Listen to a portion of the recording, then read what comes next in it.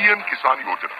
PM किसान योजना के तहत देश के किसान परिवारों को कुल 21,000 करोड़ की धनराशि की 16वीं किस्त का वितरण किया जा रहा है।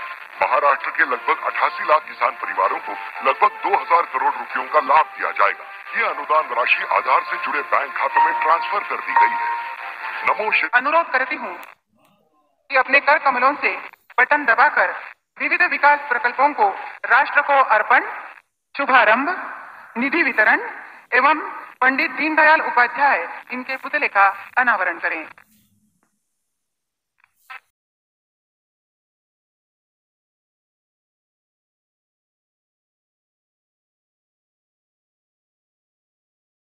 তো দেখতেই পেলেন প্রধানমন্ত্রী নরেন্দ্র মোদী আজ কিন্তু টাকা রিলিজ করলেন কৃষকদের স্বার্থে। 16তম কিস্তির টাকা যেটা 28শে ফেব্রুয়ারি দেওয়ার কথা ছিল সেই টাকাই কিন্তু রিলিজ করলেন প্রধানমন্ত্রী। এবার টাকা রিলিজ করার পর কিছু সময়ের মধ্যে আমাদের ব্যাংকে ঢোকা শুরু হবে টাকা। এবার আরেকটা জিনিস, আজকে যাদের 28 তারিখে টাকা ঢুকবেন আপনারা একদমই চিন্তা করবেন না। 28 তারিখে টাকা না ঢুকলে 1-2 দিন অর্থাৎ 28 তার পরের দিন আর তারপরের দিন আপনারা অপেক্ষা করবেন, দেখবেন টাকা ঢুকে যাবে।